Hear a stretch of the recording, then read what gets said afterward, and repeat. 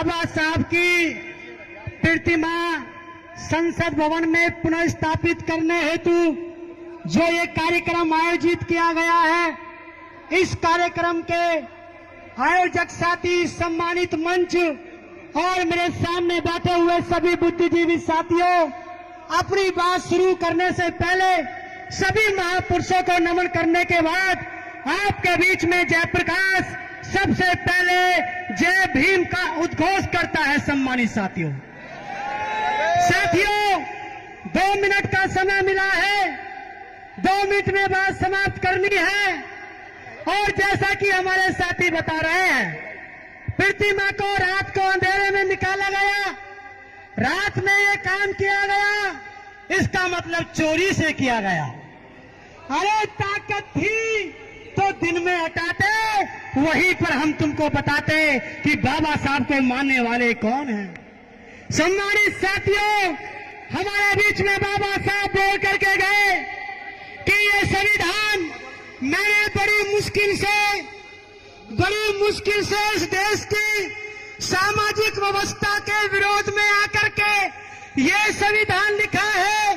पूरी दुनिया में उस देश की सामाजिक व्यवस्था का विरोध करते हुए कहीं पर भी कोई संविधान नहीं लिखा गया।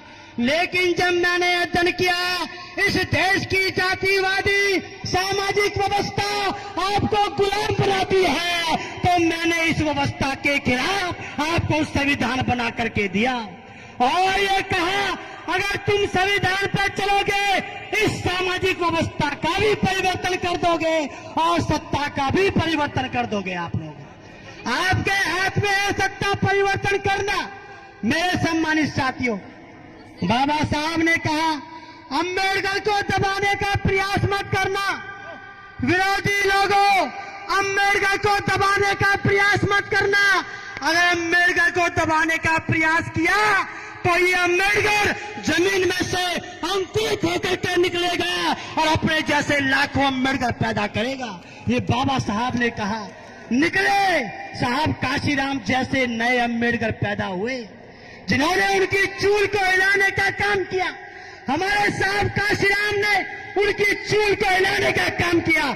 हम वचन देते हैं नौजवान साथियों, अपने इन सारे नेताओं को जिन्होंने इस मूवमेंट को यहां तक पहुंचाया, आपने साहब काशीराम का साथ देकर अगर हमको सीएम दिया है, तो हम अपने खून की कुर्बानी देके तुम्हें देश का प्रधानमंत्री बना करके देंगे। सम्मानित, इसलिए मेरा आपसे निवेदन है, मैं मंच का ध्यान रखता हूं, फिर कभी आपके बीच में रखूंगा। कहना चाहता हूं आखिर में, हम तख्त भी बदल देंगे, हम ताज भी बदल देंगे, या तो प्रतिमा वहीं लगा दो, वरना तुम्हारी सरकार भी बदल देंगे। आपका बहुत बहुत धन्यवाद। जय भीम, जय भारत, धन्यवाद।